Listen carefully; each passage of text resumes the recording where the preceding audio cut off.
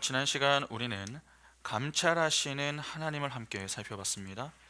하나님은 하갈을 통해서 아브람과 사레에게 하나님의 감찰하심을 교훈하셨습니다. 이는 당시 오래 참음의 자리에서 이탈하여 조급증 환자가 된 세 사람을 향한 하나님의 책망이었죠. 분명 하나님은 택한 자기 백성을 향해서 책망하시는 분이십니다. 그러나 책망을 위한 책망을 하시는 분은 아닙니다. 하나님의 책망은 혼냄이 아니라 교훈에 초점이 있습니다. 그러니까 어떤 교훈을 주기 위해서 혼을 내시는 것이죠. 가끔 자녀들이 말을 듣지 않을 때면은 부모가 무엇을 듭니까? 사랑의 회초리를 들 때가 있습니다. 자녀는 부모가 회초리를 들면요, 무서워합니다. 매 맞는 것이 싫고 또 아프기 때문에 눈물부터 보이는 것입니다. 부모가 든 매를 주목하면은 자녀는 두려울 수밖에 없습니다. 그러나 보이는 매가 아니라 그 매를 든 부모의 의중을 생각하면은 어떻게 됩니까? 그 속에서 의미를 발견하게 됩니다. 아, 나를 위해서 엄마 아빠가 힘들지만 매를 드셨구나. 그렇게 말이죠. 하나님은 우리의 영적 아버지이십니다. 그분의 유일한 아들 독생자 예수 그리스도를 내어주시는 사랑으로 우리를 구원하신 분이십니다. 그런 분이 택한 백성의 말을 좀 듣지 않았다고 책망만 하시겠습니까? 그렇지 않습니다. 그 책망을 통해 어떤 깨달음을 주기 위한 목적과 의도를 갖고 그렇게 하시는 것입니다. 그러면 하나님이 하갈을 통해 주고자 하셨던 교훈이 무엇입니까? 하나님이 침묵하신다고 가만히 계시는 것은 아니다라고 하는 사실입니다. 여러분, 아브라함과 사레가 인내의 자리를 이탈한 이유가 무엇 때문입니까? 무엇 때문에 조급증 환자처럼 행동을 했느냐 하는 것입니다. 하나님의 오랜 침묵에 대해서 그들이 오해를 했기 때문에 그렇습니다. 하나님이 하신 약속과 언약을 믿으며 약속하신 땅에서 10년을 지냈는데 어떻게 이렇게 아무 응답이 없을 수 있는가? 혹시 하나님이 약속을 잊으신 것인가? 아니면 다른 방법을 원하시는 것인가? 그렇게 하나님의 침묵에 대한 여러 해석들과 복잡한 생각들이 하나님을 향한 오해와 불만으로 이어졌던 것입니다. 사실 아브라함 편에서는 잘못을 했어도 선악과 사건 이후 아담과 같은 반응을 충분히 보일 수가 있었습니다. 제가 왜 이렇게 되는 줄 아십니까? 전부 하나님 때문입니다. 하나님이 저를 돌보지 않으셨고 그냥 가만히 계셨기 때문입니다. 하나님이 나를 이렇게 만든 것입니다. 그렇게 충분히 하나님께 항변할 수 있는 때였습니다. 그런데 하나님은 그러한 아브라함에게 하갈을 통해 듣게 하시는 것이죠. 아브라함아, 사레야, 내가 침묵한다고 해서 아무것도 하지 않고 있는 것이 아니다. 침묵하고 있는 그 10년 동안 나는 항상 너를 돌보았다. 너에게 한 약속, 너와 맺은 언약 잊지 않았다. 그러니 믿음으로 나의 때를 기다려라. 그렇게 오래 참지 못하고 실수와 넘어짐의 자리에서 고통당하는 그 아브라함을 위로하시며 다시 믿음의 자리에 설 수 있도록 은혜를 부어 주셨던 것입니다. 이 교훈을 하갈을 통해 듣게 하신 것이죠. 아브라함의 실수까지도 아브라함의 영적 성장과 성숙을 위하여 사용하시는 그 하나님의 은혜가 정말 놀랍지 않습니까? 이렇게 하나님과 합력하여 선을 이루시는 분이십니다. 그러면 아브라함 편에서는 어떻게 해야 합니까? 잘못을 했어도 은혜와 긍휼로 자신을 품으시며 위로하시는 그 하나님의 은혜에 감사하며 믿음으로 살아야 하지 않겠습니까? 그러나 이후에도 아브라함은요, 그렇지 못한 모습을 보였습니다. 그 내용이 오늘 본문에 나오는데 먼저 본문을 한번 보겠습니다. 창세기 17장 1절부터 8절을 보시면은 아브라함이 99세 때에 여호와께서 아브라함에게 나타나서 그에게 이르시되 나는 전능한 하나님이라 너는 내 앞에서 행하여 완전하라.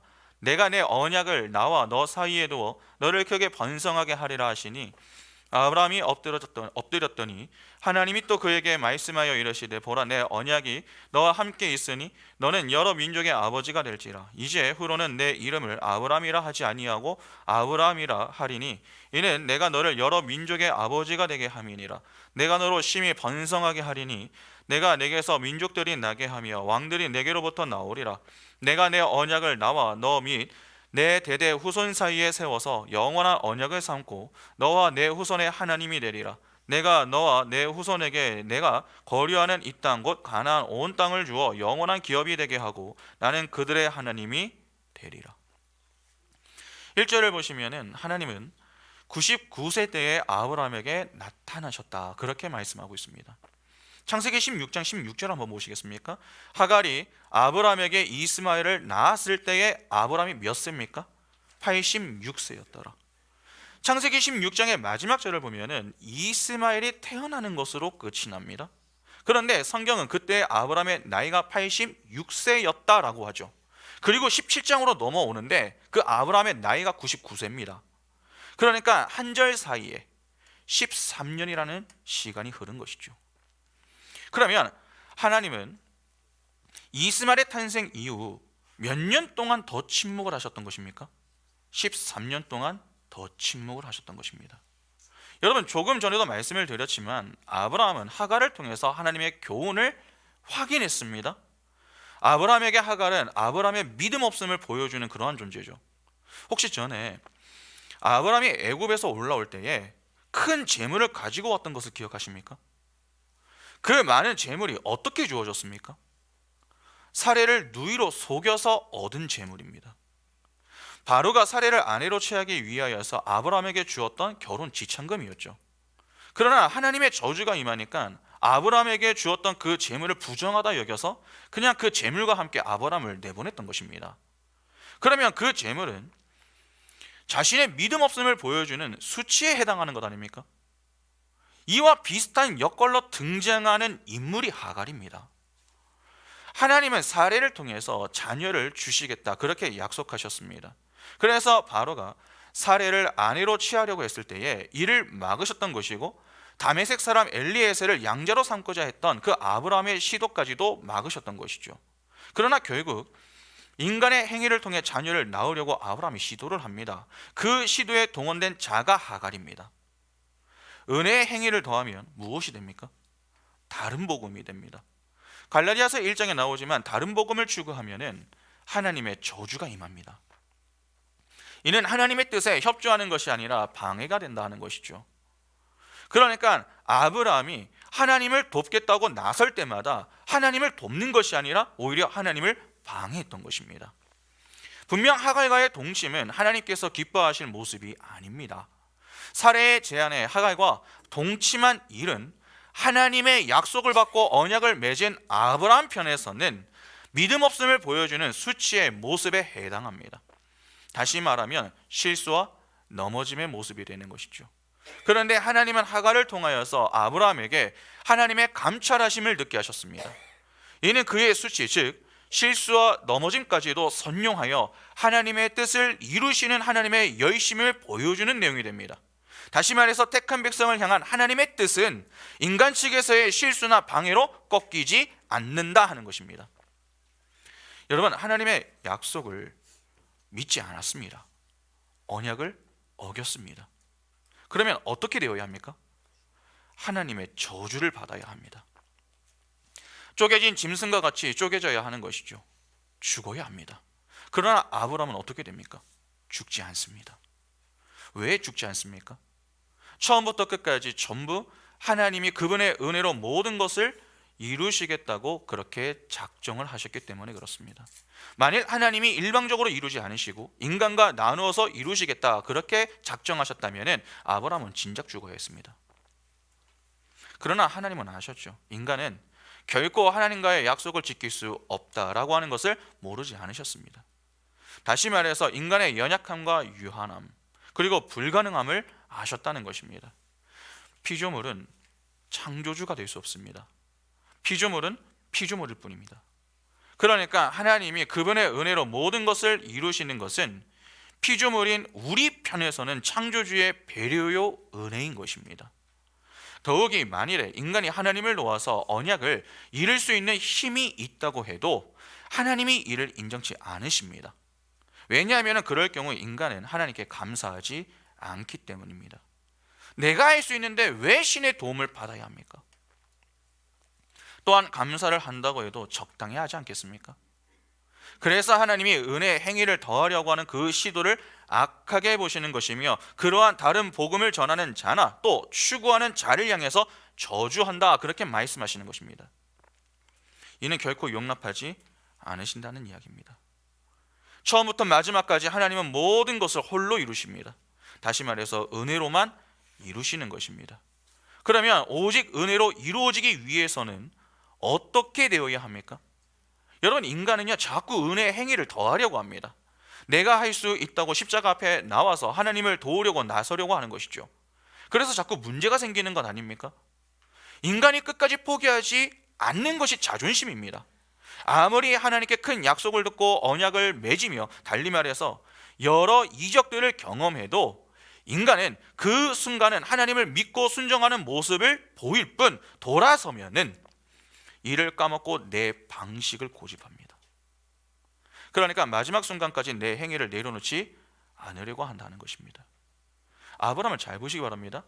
하갈을 통해 하나님의 감찰하심을 듣게 하신 그 이후 무려 10년이 넘는 기간 동안에 하나님이 침묵하셨습니다. 그 기간 동안 아브라함이 어떻게 지냈겠습니까? 여러분, 하갈을 통해 자신의 믿음 없음을 폭로하셨으나 그런 자신을 포기하지 않고 오히려 크신 긍휼로 자신의 허물을 넘는 그 은혜로 함께 하시며 선하게 인도하고 계시는 하나님, 자신을 감찰하고 계시는 하나님을 바라보며 하나님의 때까지 믿음으로 잘 인내하며 지냈습니까? 그렇지 않습니다. 창세기 17장 15절부터 19절을 보시면은 하나님이 또 아브라함에게 이르시되 내 아내 사레는 이름을 사레라 하지 말고 사라라 하라, 새 이름을 주시는 겁니다. 내가 그에게 복을 주어 그가 내게 아들을 낳아주게 하며 내가 그에게 복을 주어 그를 여러 민족의 어머니가 되게 하리니 민족의 여러 왕이 그에게서 나리라. 아브라함이 엎드려 웃으며 조소하는 겁니다. 마음속으로 이르되 100세 된 사람이 어찌 자식을 낳을까? 사라는 90세니 어찌 출산하리요? 하고 아브라함이 이에 하나님께 아뢰되 이스마엘이나 하나님 앞에 살기를 원하나이다. 하나님이 이르시되 아니라 내 아내 사라가 내게 아들을 낳으리니 너는 그 이름을 이삭이라 하라. 내가 그와 내 언약을 세우리니 그의 후손에게 영원한 언약이 되리라. 여기 보면 하나님이 아브라함에게 재차 자녀에 대한 약속을 주십니다. 사라의 이름을 바꾸어 주며 사라를 통하여 자녀를 주시겠다, 그렇게 약속을 주셨던 것입니다. 그러자 아브라함이 뭐라고 합니까? 속으로 웃으면서 사라의 나이가 90인데 어떻게 자녀를 낳는가, 그렇게 여기며 이스마엘이나 하나님 앞에 살기를 원합니다, 그렇게 이야기했습니다. 조카 롯에서 다메섹 사람 엘리에셀로 이어졌던 그 모습이 이제는 이스마엘로 이어지고 있는 것입니다. 아브라함의 말을 보면 아예 이스마엘로 만족하고 있는 모습이죠. 하나님이 약속을 하시는데 그 앞에서 저는 이스마엘이면 족합니다, 그렇게 이야기한 것입니다. 그러면 13년 동안 여러분, 아브라함은 어떻게 지냈다는 말입니까? 하나님이 아닌 이스마엘을 보면서 지냈다고 하는 말이 됩니다. 하갈이 돌아와서 이스마엘을 낳았습니다. 이스마엘은 아브라함이 품은 첫 아들입니다. 노년에 아이를 품은 아브라함입니다. 그 심정이 어떠하겠습니까? 여러분, 딸이 아닌 아들입니다. 집안의 대를 이을 씨가 생긴 것입니다. 설령 그 과정이 조금 잘못되었다라고 해도 당장 아브라함의 눈에 보이는 것은 이스마엘입니다. 그러면 당연히 이 아브라함 편에서는 하갈을 통해 주시는 그 하나님의 교훈이 분명해도 그 교훈에 집중하기가 참으로 어려운 것이죠. 하나님의 약속은 눈에 보이지 않지만 이스마엘은 내 눈에 보입니다. 자신이 품에 안을 수 있고 하루가 다르게 자라가는 그 모습을 볼 수가 있습니다. 이스마엘이 자라는 가운데 사레가 임신을 하였던 것도 아니죠. 이스마엘이 13살이 되는 때까지 여전히 사레는 불임의 상태입니다. 전에도 자녀를 갖기 힘든 때다, 그렇게 생각을 했는데 13년이 지난 지금 여러분, 아브라함이 볼 때에 사레가 임신할 수 있겠다 그렇게 여기겠습니까? 인간의 상식을 뛰어넘는 때입니다. 누가 90대의 여인이 자녀를 낳는다 그렇게 생각하겠습니까? 당시에도 주로 여성들이 30대에 자녀를 낳았는데 그렇게 생각하는 것은 무리가 있습니다. 그러니까 99세에 아브라함이 보인 반응은 이 어쩌면 당연할지도 모르는 것이죠. 그러나 여기서 조금 고민해야 할 부분이 있습니다. 아브라함의 반응 자체는 이해할 수 있습니다. 상황만 두고 본다면 충분히 납득 가능한 모습입니다. 우리여도 이 아브라함과 같은 반응을 보이지 않겠습니까? 그러니까 아브라함만 그러한 것이 아니라 오늘 우리도 이와 같은 모습을 보일 수 있는 것입니다. 문제는 반응 자체가 아닙니다. 그 반응을 하기까지의 과정입니다. 아브라함이 왜 이스마엘로 만족하고자 하는 그러한 반응을 보인 것입니까? 답은 간단합니다. 결국 그동안 아브라함이 이스마엘만 보면서 지냈기 때문에 그렇습니다. 만일 아브라함이 하나님의 약속을 주목하며 지냈던 자라면 그의 대답은 조금 달랐을지 모릅니다. 아무리 자신의 처지와 상황은 자녀를 낳을 수 없을 것 같다라고 여겨도 하나님의 약속을 붙들었다면 확신을 갖고 말하기는 어려웠겠죠. 아브라함의 말은 망설임과 고민하는 흔적을 찾아볼 수가 없습니다. 확신을 갖고 이야기하는 것입니다. 이스마엘이나 그렇게 살기를 원합니다. 이는 아브라함이 이미 결정을 내린 상태를 보여주는 것입니다. 그러니까 13년 동안 아브라함은 이스마엘을 보면서 그 이스마엘이면 충분하다 그렇게 여기면서 지냈던 것입니다. 바로 이게 중요합니다. 하갈의 사건을 통해 아브라함이 나아진 것은 여러분 하나도 없습니다. 여전히 아브라함은 하나님의 은혜 앞에서 자신의 행위와 자존심을 포기하지 못하는 모습입니다. 이것이 바로 하나님 앞에선 인간의 불가능한 모습인 것입니다. 그러면 일단 하나님은 어떠한 때에 나타나신 것입니까? 아브라함이 완전하지 못한 때에 나타나신 것이죠. 그래서 하나님이 아브라함에게 나타나 그에게 너는 내 앞에서 행하여 완전하라 그렇게 말씀하신 것입니다. 이해가 되시죠? 그러면 하나님은 왜 99세에 나타나신 것입니까? 그냥 하갈을 통하여 교훈을 주시고 이스마엘을 품에 안을 때에 그 아브라함이 86세가 되었을 그때에 나타나셔서 말씀을 주시면 안 됩니까? 왜 이스마엘을 얻고 난 이후 13년을 더 침묵을 하십니까? 일단 하나님의 때를 인내하지 못한 결과다 그렇게 볼 수 있습니다. 하나님은 그 아브라함에게 약속을 주시고 이후 그와 언약을 세우셨습니다. 약속과 달리 언약은 쌍방입니다. 하나님은 하나님의 편에서 하실 일이 있고 인간은 인간 편에서 할 일이 있습니다. 여러분 인간 측에서 해야 할 일이 무엇입니까? 무엇을 해야 되죠? 하나님의 약속을 믿어야 합니다. 믿으면 인간이 만들어낼 수 있는 것이 아닙니다. 하나님이 주셔야 합니다. 그래서 언약 전에 하나님이 먼저 아브라함에게 무엇을 먼저 주십니까? 약속을 주시는 것입니다. 약속을 통해 객관적인 믿음을 갖게 하심으로 주관적인 믿음을 발휘하게 하시는 것이죠. 그 주관적인 믿음을 발휘할 수 있도록 그 사이에 언약을 맺는 것입니다. 언약은 하나님과 택한 백성의 관계를 확인할 수 있는 것 아닙니까? 믿음은 무엇으로 성장합니까? 시간이 아니라 관계로 성장합니다. 그 관계의 확인을 통해서 믿음이 성장하고 성숙해야 하나님이 기뻐하시는 믿음, 즉 주관적인 믿음을 바르게 발휘할 수 있게 되는 것입니다. 그러면 결국 하나님의 언약은 계속 주어져야만 하는 것입니다. 왜냐하면 그래야 그 속에서 하나님과의 관계를 확인할 수 있는 것이고 믿음의 성숙과 성장을 이룰 수 있기 때문에 그렇습니다. 믿음이 성장하고 성숙한다 하는 말은 곧 그만큼 믿음으로 인내할 수 있는 힘이 생긴다라고 하는 말 아닙니까? 인내의 온전함 이후에 주어지는 것이 생명의 면류관입니다.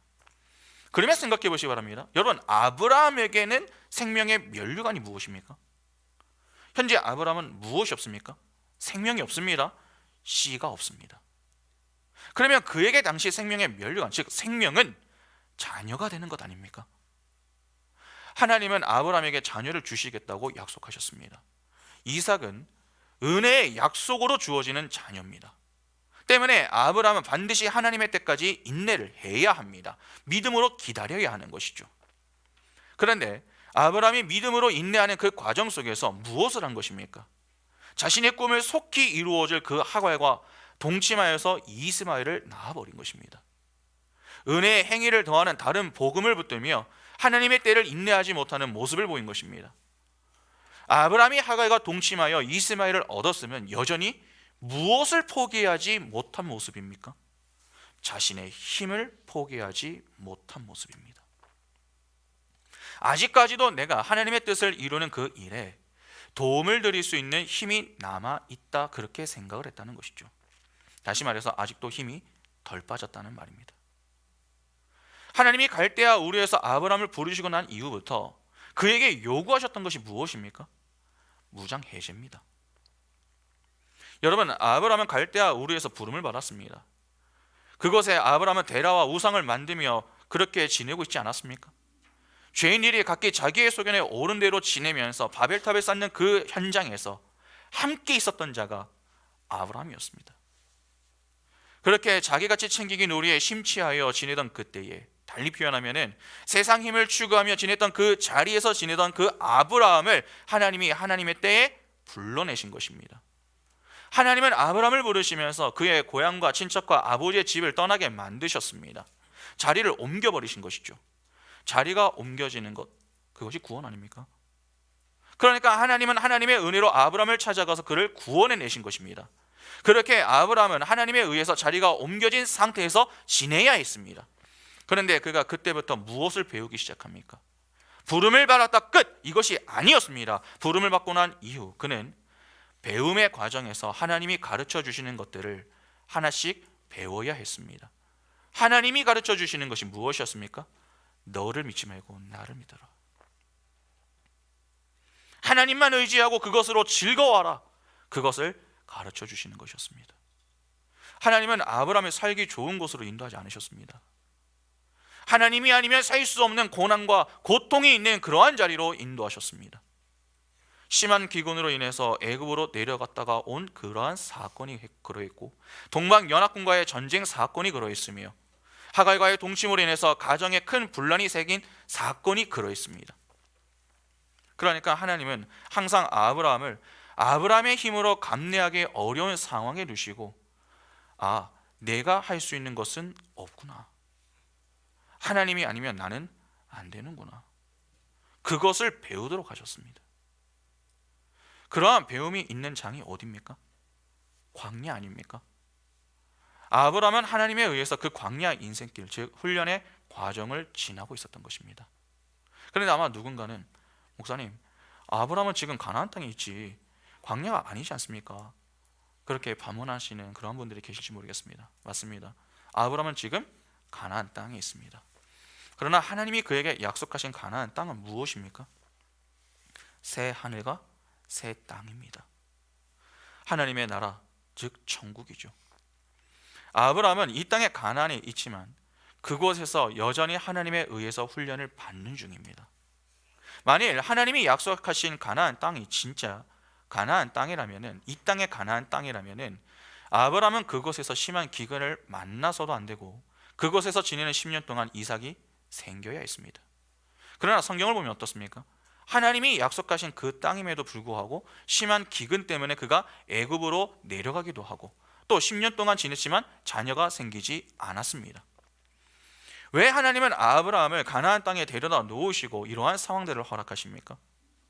또한 성경을 보면 아브라함 때에만 이러했던 것이 아니죠.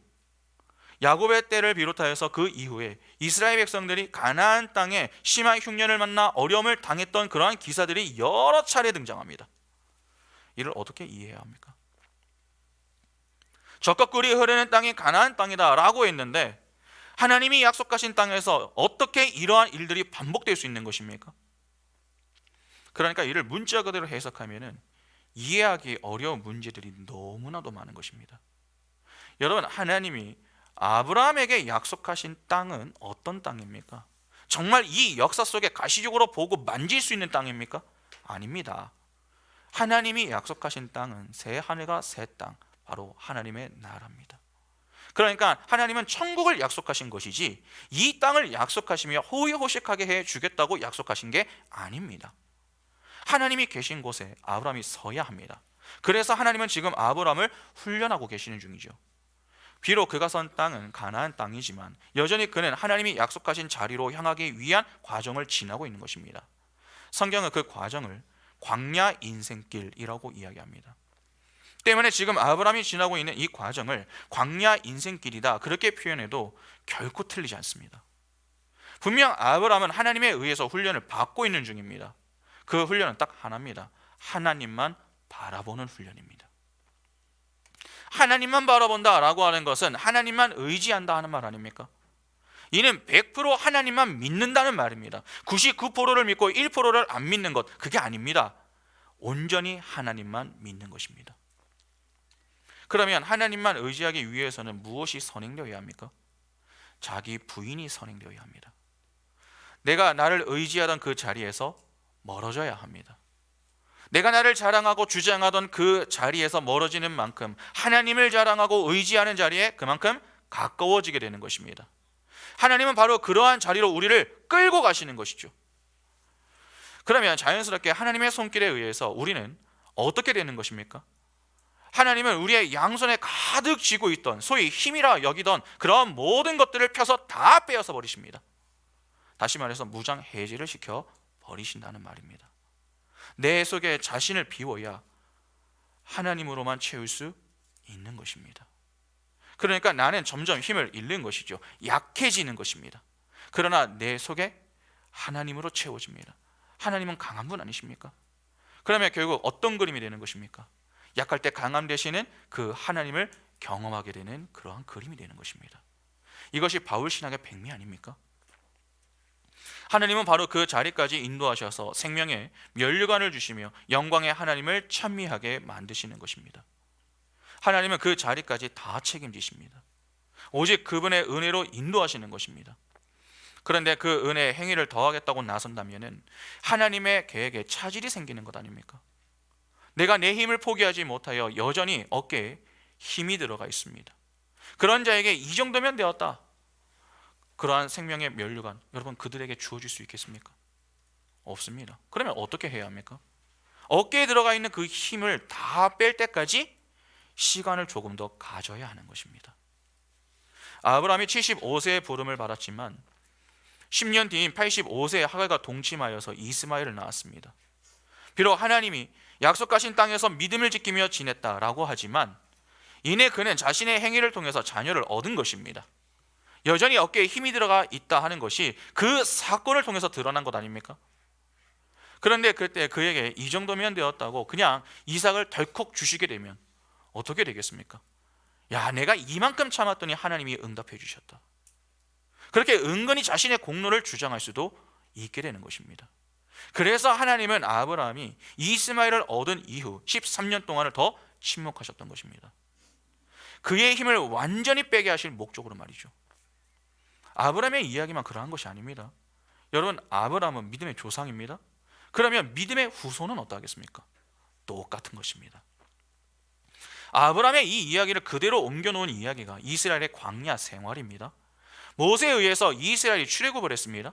430년 동안의 종살이를 청산하고 광야 생활을 시작한 것이죠. 이스라엘은 홍해를 건넌 이후에 광야로 들어갔습니다.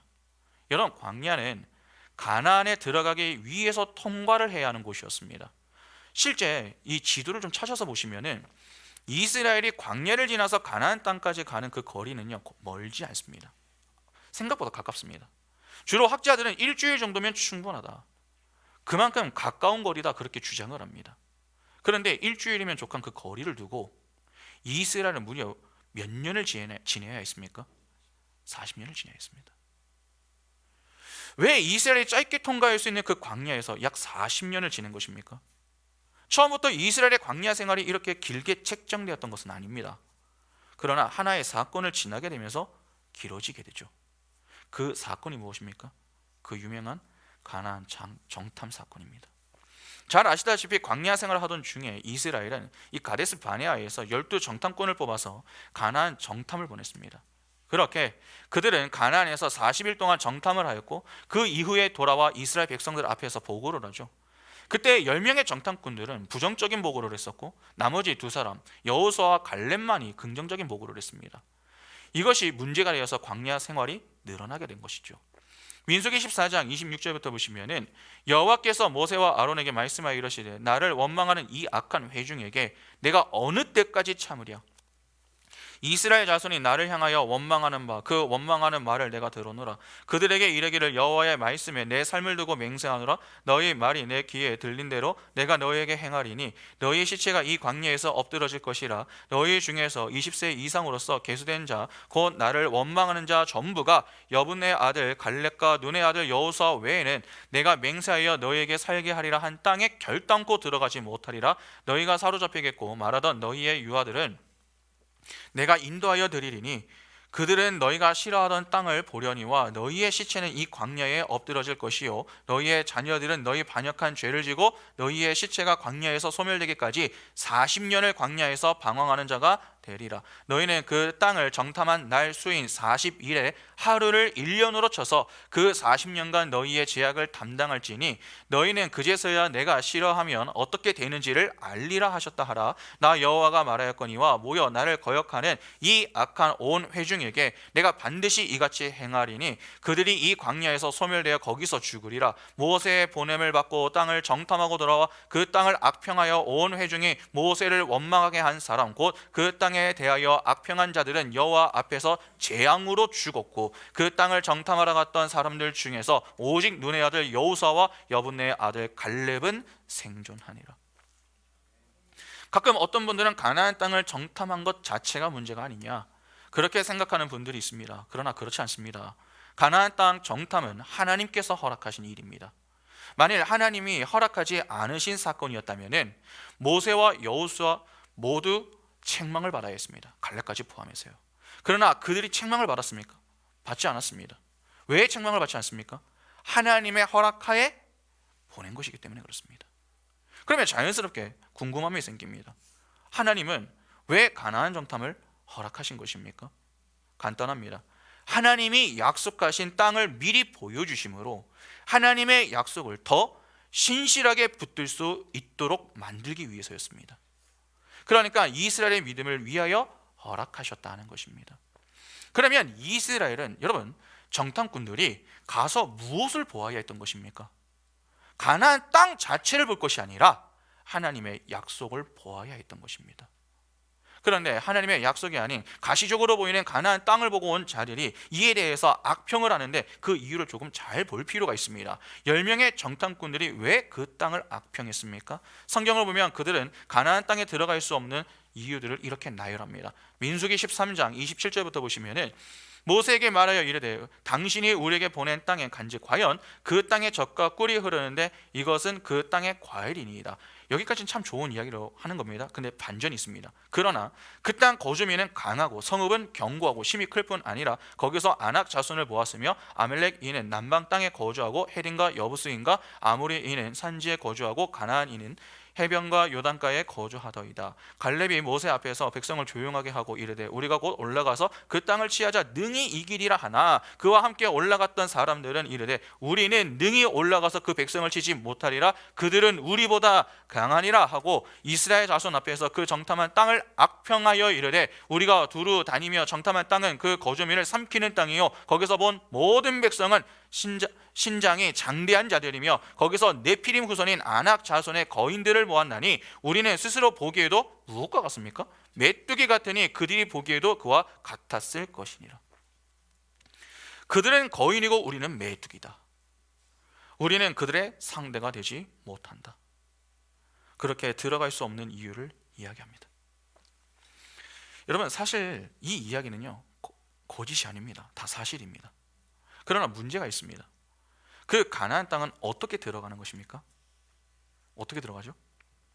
하나님의 은혜로 들어가는 것입니다. 그들의 힘으로 들어가는 것이 아닙니다. 그런데 그들은 지금 어떻게 들어가고자 하는 것입니까? 그들의 힘으로 들어가려고 하는 것입니다. 다시 말해서 은혜가 아닌 행위로 들어가고자 했던 것입니다. 행위로 들어가려고 하니까 하나님이 아니라 세상이 너무 크게 보이는 것입니다. 이에 은혜를 거부하는 자들에 대해서 하나님께 불평하고 원망을 했던 것이죠. 그러한 이스라엘을 보면서 하나님께서 곧바로 가나안 땅에 들어가게 하실 수 있겠습니까? 그럴 수는 없는 것입니다. 하나님이 약속하신 가나안 땅은 진짜 가나안 땅이 아닌 새 하늘과 새 땅인 하나님의 나라입니다. 하나님이 계신 천국입니다. 하나님은 거룩한 분이십니다. 거룩하지 않은 상태로 들어갈 수 없는 것입니다. 하나님의 약속을 신실히 믿지 못하는 그들이 어떻게 들어갈 수 있겠습니까? 하나님의 능력이 여러분 부족해서가 아닙니다. 이스라엘의 믿음 없음이 문제였던 것입니다. 그러면 하나님은 어떻게 하셔야 합니까? 여전히 하나님을 신실히 믿지 못하는 그 이스라엘, 거룩하지 못한 이스라엘을 거룩하게 만드셔야 합니다. 다시 말해서 시간이 필요하다는 것입니다. 그래서 하나님은 가나안 정탐 사건을 기점으로 해서 약 40년 동안 광야 생활을 더 하게 하신 것입니다. 우리가 오해하지 말아야 할 것이 있습니다. 아무리 인간 측에서 언약을 지키지 않는 모습을 보일지라도 여러분, 언약이라고 하는 것은 파괴되지 않습니다. 하나님의 계획은 실패하지 않는다는 것입니다. 만일 우리의 실수와 잘못된 판단과 넘어짐으로 하나님의 계획이 실패할 수 있다면 하나님은 전지전능하신 분이 아니죠. 그러나 우리의 행위는 하나님의 뜻에 어떠한 부분도 영향을 미치지 못합니다. 우리의 실수와 넘어짐조차 선용하시는 분이 하나님이십니다. 합력하여 선을 이루시는 분이십니다. 하나님의 뜻은 반드시 이루어집니다. 다만 그때가 조금 늘어날 뿐이죠. 이는 인간 측에서 하나님께 영향을 미칠 수 있다 하는 그러한 의미가 아니라 그만큼 하나님의 오래 참음과 택한 자기 백성을 향한 포기치 않는 열심과 사랑, 그리고 은혜로 동행하시며 인도해 주심을 보여주는 내용인 것입니다. 그러니까 오해하시면 안 됩니다. 우리의 잘못 때문에 기간이 연장된 것이 아니라 오히려 하나님의 계획하신 때가 있는데 그 때까지 우리를 향해 오래 참으시고 한결같은 사랑으로 우리의 실수를 덮으시며 은혜로 우리를 든든히 붙들고 계심을 보여주는 그러한 시간이다. 그렇게 보아야 하는 것입니다. 이해가 되시죠? 그러면 하나님은 어느 때까지 기다리시는 것입니까? 인간의 불가능한 때까지 기다리시는 겁니다. 창세기 17장을 보면 하나님이 왜 99세에 아브람을 찾아오셨는가를 정확하게 알 수가 있습니다. 아까 읽었던 창세기 17장 16절과 17절을 잘 보시면 하나님이 아브람에게 자녀에 대해서 약속을 주시니까 아브람의 반응이 어떠했습니까? 엎드려 웃으면서 마음속으로, 아니 100세 된 사람이 어떻게 자녀를 낳습니까? 내 아내도 90세인데 어떻게 출산을 합니까? 안 됩니다. 그렇게 다 끝났다, 그렇게 여겼습니다. 마음속으로 했던 이야기입니다. 그러나 99세의 아브람은 어떤 마음을 가지고 지냈다라고 하는 것을 알 수 있는 것입니까? 이제 자신은 자녀를 낳지 못할 것이다 라고 하는 생각, 자신과 더불어 사례는 결코 임신하지 못한다고 하는 그 확신을 가지고 있었음을 알 수 있습니다. 그러니까 이제는 인간적인 힘으로 자녀를 낳을 수 없다고 체념하며 지냈음을 알 수 있는 것입니다. 하나님은 바로 이때까지 기다리신 겁니다. 아브라함이 자꾸 하나님 앞에 나와서 하나님, 제가 뭐 좀 도와드릴까요? 그렇게 행위를 앞세워 하나님의 일하심을 방해하는 모습, 달리 말해서 어깨에 빠지지 않는 힘이 빠질 때까지 기다리고 또 기다리셨던 것입니다. 아브라함이 할 수 있는 것이 남아 있으면 안 됩니다. 아브라함이 할 수 있는 것이 하나도 없어야 합니다. 그래야 무엇이 드러날 수 있습니까? 하나님의 전능함이 오롯이 드러날 수 있는 것입니다. 만일 아브라함이 할 수 있는 것이 남아 있다면 아무리 하나님이 전능하시다라고 해도 아브라함 편에서는 할 말이 남아있지 않겠습니까? 하나님이 많이 하셨죠. 그러나 저도 조금 귀한 것이 있음을 기억해 주세요. 그렇게 이야기할 수 있는 것입니다. 그런데 아브라함이 할 수 있는 것이 이제는 하나도 없습니다. 그러면 그 이후 일어나는 모든 일에 대해서 아브라함 편에서 어떻게 반응하게 되겠습니까? 하나님이 다 하셨습니다. 모든 것이 하나님의 은혜입니다. 그렇게 하나님의 전능하심을 인정하고 겸손히 그 은혜를 찬미할 수 있는 것입니다. 그러니까 하나님은 의도를 가지고 하나님의 때까지 차분히 아브라함을 기다렸던 것이지 그냥 세월이 지나가도록 가만히 내버려 두셨던 것이 아닙니다. 일단 여기서 우리가 다시 한번 확인할 수 있는 것은 이것입니다. 하나님은 속도에는 별로 관심이 없으시다는 사실입니다. 75세에 부르신 이후 하나님은 99세 때까지 가만히 계셨습니다. 약속을 주시고 언약만 맺으실 뿐 약속의 성취를 이루지 않으셨다는 것입니다. 그 기간과 과정이 여러분 아브라함 편에서는 아주 죽을 맛입니다. 24년 동안 약속만 하시는 하나님이 어떻게 원망이 되지 않겠습니까? 아무리 믿음이 좋은 사람이라도 불평과 원망 그리고 인에 체념하며 아브라함과 같이 이스마엘이나 하나님 앞에 살기를 원합니다, 그렇게 이야기를 할 수 있는 자들이 바로 우리 자신입니다. 그렇게 아브라함은 24년 동안 하나님을 믿으며 살아보겠다 그렇게 지내다가 자신의 힘을 동원하여서 하나님의 뜻을 이루어 보겠다고 이스마엘도 낳아보고 이후에는 점차 체념하는 등 다양한 심경의 변화와 모습들을 보입니다. 그러나 아브라함과 달리 하나님은 어떠합니까? 단 한 번도 아브라함과 하신 약속을 잊지 않으시고 아브라함이 어떻게 하든 흔들림 없이 그에게 하신 약속, 그와 맺은 언약에 따라 그분의 때에 일할 준비를 하고 계십니다. 그러니까 하나님의 계획은 조금도 흐트러지지가 않는 것입니다. 그렇게 일할 때를 기다리시다가 아브라함의 어깨에 힘이 다 빠졌을 때에 그때 하나님은 아브라함을 찾아가 말씀하시는 것이죠. 나는 전능한 하나님이라. 너는 내 앞에서 행하여 완전하라. 그렇게 말입니다. 아브라함은 그러한 하나님의 말씀 앞에 꽃방귀를 뀌었지만 하나님 편에서는 적절한 때에 그를 찾아가 말씀을 주셨던 것입니다. 99세여야 했습니다. 아브라함의 어깨에 힘이 빠진 그때여야만 했던 것입니다. 그래야 하나님의 전능함이 온전히 드러날 수 있었기 때문에 하나님은 아브라함이 점점 이스마엘로 만족하고자 하는 그러한 모습을 아시면서도 차분히 기다리셨던 것입니다. 그리고 그분의 때에 그에게 하나님이 어떤 분이신가 하는 것을 다시 교훈해 주시는 것입니다. 그러면 하나님은 어떤 분이십니까? 오늘 본문은 이에 대해 전능한 하나님이시다 그렇게 교훈합니다. 여기 전능한 하나님이 그 유명한 엘샤다입니다. 하나님은 전능하신 분이십니다. 아무리 인간이 다 끝났다, 이제는 불가능하다 그렇게 이야기해도 하나님은 어떠한 것입니까? 하나님은 안 끝났으며 가능하시다라고 하는 의미를 내포하고 있는 것이 전능입니다. 하나님께서 이 말씀을 하신 시점을 잘 보셔야 됩니다. 하나님이 아브라함에게 찾아와 나는 전능한 하나님이다 그렇게 교훈하신 때가 언제입니까? 아브라함이 어깨의 힘을 모두 빼었던 때입니다. 다시 말해서 인간 측에서 행위를 내놓을 수 없던 때, 불가능함의 때였다는 것입니다. 아브라함이 할 수 있는 것이 없습니다. 그래서 아브라함은 하나님께 할 수 없음을 이야기했던 것 아닙니까? 그러나 하나님은 어떤 분이십니까? 전능하신 엘샤다이의 하나님입니다. 아브라함의 이성에 갇혀 계시는 분, 아브라함의 경험과 그의 인생에 묶여 계시는 그러한 분이 아니라는 것입니다. 그분은 창조주이십니다. 전지전능하신 분이십니다. 아브라함이 안 된다고 이야기한다고 하나님이 못하시는 것이 아닙니다. 아무리 아브라함이 다 끝났다고 주장을 해도 하나님이 끝났다고 하지 않으시면 아직 끝나지 않은 것입니다. 그러니까 다 끝났다고 여기는 것은 아브라함의 착각인 것이죠. 여전히 하나님은 가능하십니다. 그래서 나는 전능한 하나님이라고 아브라함에게 말씀하셨던 것이죠. 아브라함에게 이는 나는 너와 다르다 그 이야기죠. 너는 피조물이고 나는 창조주야. 2002년 드라마 로망스 명대사 있지 않습니까? 너는 학생이고 나는 선생이야. 그와 똑같은 겁니다. 너는 피조물이고 나는 창조주야. 그 말씀을 하시는 겁니다. 여기서 전능한 하나님이란 말이 처음 등장합니다. 그런데 조금 흥미로운 것은 여러분 여기 사용이 된 전능한 하나님 엘샤다이는 하나님이 누군가와 언약을 세울 때에 사용하는 명칭입니다.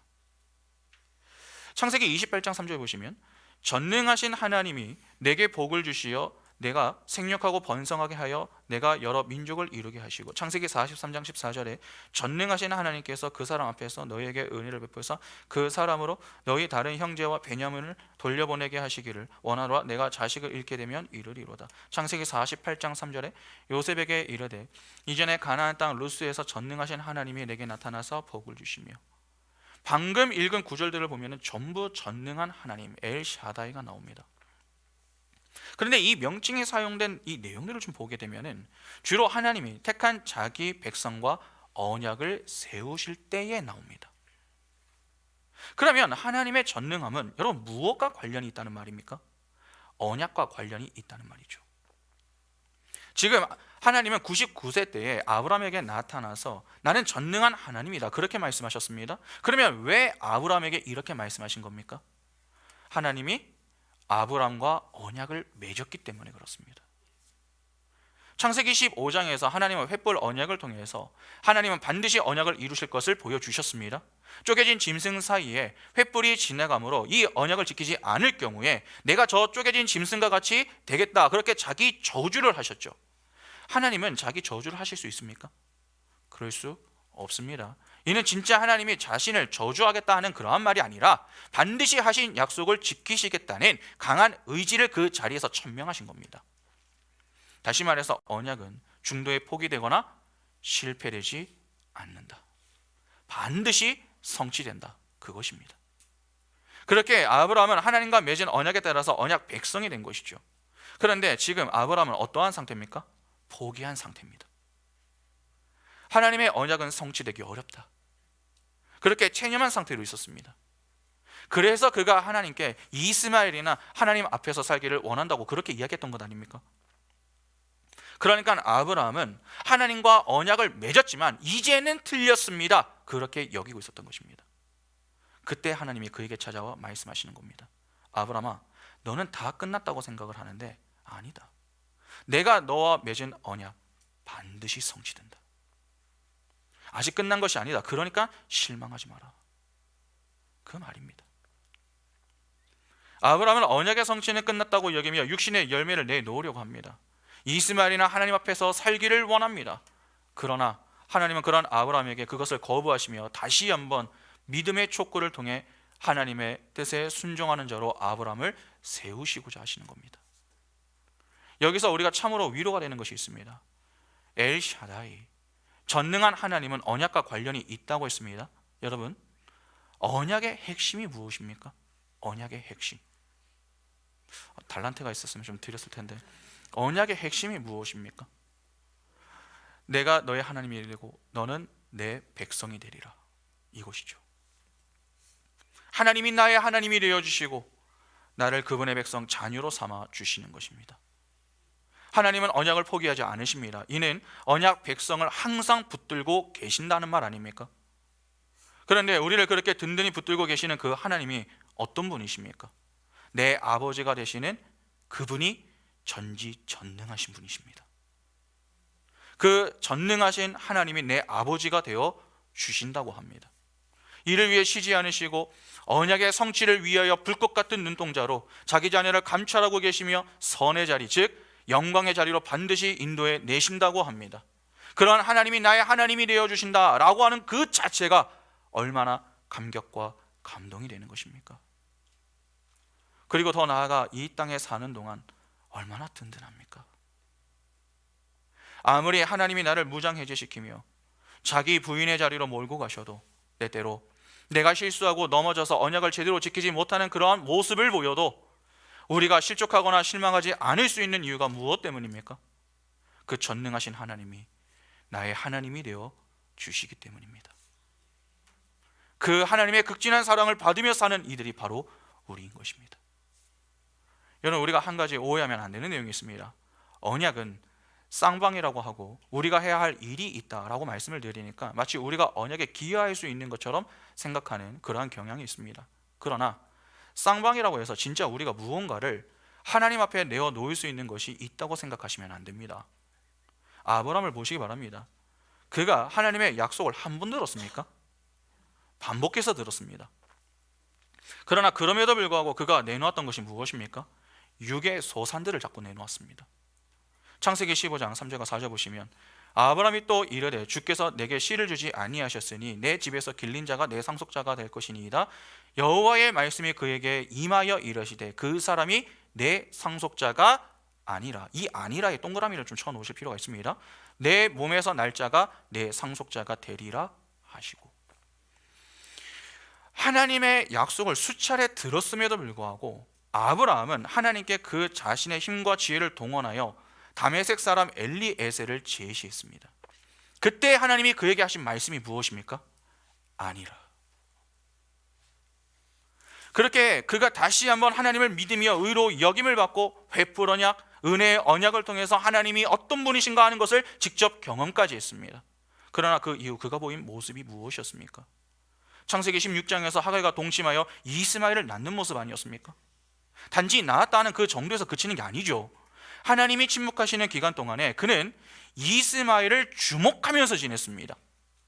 이스마엘을 낳고 13년의 침묵을 깨고 하나님이 찾아오셔서 그에게 자녀를 약속해 주셨음에도 불구하고 그는 여전히 정신을 차리지 못하고 그 앞에 뭐라고 대답을 합니까? 창세기 17장 18절과 19절 보시면은 아브라함이 이에 하나님께 아뢰되 이스마엘이나 하나님 앞에 살기를 원하나이다. 하나님이 이르시되 아니라, 여기도 동그라미를 쳐놓을 필요가 있습니다. 내 아내 사라가 내게 아들을 낳으리니 너는 그 이름을 이삭이라 하라. 내가 그와 내 언약을 세우리니 그의 후손에게 영원한 언약이 되리라. 육육의 열매인 이스마엘을 제시하고 있습니다. 그런 그의 말에 하나님께서 다시 한번 뭐라고 말씀하십니까? 아니라. 그러니까 아브라함은 자신의 힘을 동원하여 행복에 이르고자 했지만 하나님은 그런 아브라함을 향해 아니라고 부정하시며 그렇게는 참 행복에 이룰 수 없음을 교훈하셨던 것입니다. 사실 아브라함이 그렇게 행위를 내세웠던 것 자체가 하나님을 돕겠다고 나섰던 모습 아닙니까? 그러나 하나님은 그런 아브라함의 모습을 기뻐하셨던 것이 아닙니다. 네가 무언가를 해서 내가 좋아하는 것이 아니다. 그것을 아니라고 말씀하시는 것으로 표현하셨던 것이죠. 다시 말하면 언약은 그렇게 이루어지는 것이 아님을 보여주시는 것입니다. 여러분, 언약은 쌍방입니다. 서로 노력을 해야 합니다. 인간이 해야 하는 노력이 무엇이었습니까? 하나님의 약속을 믿는 것이었습니다. 그 믿음은 누구에게서 주어지는 것입니까? 하나님에게서 주어지는 것입니다. 그러니까 사실상 하나님이 아니면 안 되는 것이죠. 다시 말해서 쌍방이기는 하지만 하나님이 홀로 이루시는 것입니다. 그래서 오늘 본문을 보면 언약에 대해서 착각하며 엉뚱하게 지내고 있는 그 아브라함을 향해서 하나님께서 뭐라고 말씀하십니까? 2절부터 8절을 잘 보시면 하나님이 아브라함에게 언약에 대해서 말씀을 하시죠. 그런데 내용을 잘 보시면 하나님은 그냥 언약이라고 말씀하지 않으시고 내 언약이라고 말씀하십니다. 우리 언약이 아닙니다. 내 언약입니다. 무슨 말입니까? 너와 내가 함께 만들어가는 언약이 아니라는 말입니다. 내 언약, 즉 하나님이 홀로 이루시는 언약, 다시 말해서 하나님이 일방적인 은혜로 성취하시는 그러한 언약이라는 것입니다. 그러니까 인간의 행복은 하나님에 의해서 시작이 되어 하나님에 의해 완성이 되는 것이므로 너는 자꾸 너의 깨와 너의 힘으로 이 세상의 것들을 쌓아서 행복에 이르지 말아라, 그 말입니다. 왜 하나님이 언약을 홀로 이루실 수 있습니까? 그분이 어떤 분이시기 때문입니까? 그분이 바로 엘샤다이, 즉 전능하신 하나님이시기 때문에 가능한 것입니다. 그러면 그 전능하신 하나님 앞에서 어떻게 살아야 하는 것입니까? 우리는 하나님의 전능하심 앞에 우리의 무력함을 겸손히 인정하고 그분의 뜻에 순종하는 자로 사는 것이 바람직한 모습이 되는 것입니다. 자꾸 내가 하나님을 도울 수 있습니다, 이 정도는 할 수 있다고 어깨에 힘이 들어가 있는 상태로 십자가 앞에 나서는 교만한 모습을 보이는 것이 아니라 오히려 겸손히 십자가 뒤로 숨어서 그렇습니다 주님, 저는 주님의 은혜가 아니면 불가능한 존재입니다, 이 정도는 할 수 있다고 여겼던 그러한 생각조차 저의 교만함이었습니다. 저는 불가능합니다. 그러나 하나님은 가능하시오니 전능하신 하나님만 소망할 수 있도록 저에게 믿음을 주십시오. 그렇게 내 힘을 빼고 하나님을 힘으로 여기면서 하나님을 전적으로 의지하는 자리로 순종하여 걸어가는 것이 전능하신 하나님 앞에서 보일 합당한 모습인 것입니다. 꼭 기억하시기 바랍니다. 하나님은 하나님이 일하실 때를 기다리고 계십니다. 하나님이 너무 오래 침묵하십니까? 그러한 생각이 들 때마다 이렇게 생각하시기 바랍니다. 아직 내 어깨에 너무 힘이 들어가 있어서 힘을 빼시려고 하시는가 보구나. 하나님의 전능하심이 오롯이 드러날 그 때를 위하여서 하나님께서 준비하고 계시는구나. 그렇게 답답하고 힘이 들지만 그 가운데 잠잠히 엘샤다이, 전능한 하나님을 바라보며 그 하나님이 하나님의 때에 이루실 그 때를 믿음으로 인내하여 겸손히 내게 주어진 그 자리에서 최선을 다하여 사는 것이 성숙한 성도의 삶의 모습인 것입니다. 여러분, 99세까지 하나님은 일하지 않으신 것이 아니라 기다리신 것입니다. 하나님은 직접 아브라함에게 말씀을 주셨습니다. 나는 전능한 하나님이라, 엘샤다이. 그 전능하신 하나님이 그분의 때를 기다리시며 우리의 인생을 감찰하고 계십니다. 우리가 믿는 하나님이 전능하신 하나님입니다. 하나님은 우리의 아버지 아닙니까? 우리의 영적인 아버지가 정말 전능하시다라고 하는 사실을 믿고 있습니까? 우리는 매주 사도신경을 통해서 고백하죠. 나는 전능하신 아버지 하나님, 천지의 창조주를 믿습니다. 내 아버지가 전능한 분이심을 믿는다. 그렇게 고백을 합니다. 그 전능하신 아버지가 내 인생에 개입하셔서 나를 감찰하시며 그분이 일하실 가장 좋은 때를 기다리시면서 우리와 동행하시고 선하게 인도하고 계시는데, 우리는 믿는다고 하면서도 어떻습니까? 두렵고 무서운 마음에 의심하고 불신하는 그러한 모습의 삶을 살려고 하지 않습니까? 작은 것 앞에서도 쉽게 무너지는 존재가 바로 우리 자신입니다. 그런데 왜 자꾸 하나님 앞에 우리의 자존심을 지켜보겠다고, 전능하신 하나님 앞에 우리의 행위를 내놓으려고 합니까? 아닙니다. 우리가 할 일은 어린 아이와 같이 전적으로 우리 자신을 하나님께 맡기는 것입니다. 참된 행복은 바로 그때 찾아오는 것이죠. 여러분, 어린 자녀가 부모와 떨어지면 어떻죠? 나는 괜찮아, 나는 괜찮아, 나는 괜찮아. 속으로 아무리 외치고 다짐을 해도 이내 두려움으로 인해서 눈물을 쏟아냅니다. 행복할 줄 알았는데 행복하지 않음을 알게 되는 것이죠. 그러나 우는 자녀를 발견하고 하던 일을 멈추고서 황급히 달려가 그 자녀를 품에 안는 순간 어떻게 됩니까? 울던 아이가 눈물을 그칩니다. 왜 눈물을 멈춥니까? 부모의 품 안에서 참된 행복을 발견했기 때문에 그렇습니다. 똑같습니다. 성도인 우리의 행복은 다른 곳에 있지 않습니다. 우리의 영적인 아버지의 품 안에 있습니다. 전능하신 하나님의 품 안에 있을 때 참된 평안과 행복이 주어지는 것입니다. 여러분, 우리가 전능한 것이 아니라 우리의 아버지가 전능하신 겁니다. 나는 전능한 하나님이라. 엘샤다이, 그 하나님이 나의 아버지가 되어주셨습니다. 그 하나님이 나를 감찰하고 계시며 그분의 때에 하신 약속을 그분의 은혜로 이루십니다. 믿음의 눈을 열고 우리에게 찾아와 나는 전능한 하나님이라, 그렇게 말씀하시는 하나님 앞에 우리의 무력함을 겸손히 인정하고 그분의 뜻에만 순종하며 사는 은총이 있기를 바랍니다. 그래야 하나님이 그분의 은혜로 이루시는 그 언약의 성취를 맛보며 그 아래 기쁨과 감사함으로 엘샤다이, 전능하신 하나님의 영광을 찬미할 수 있는 복이 우리 인생에 늘 충만할 수 있기를 간절히 소망합니다. 함께 찬양하겠습니다.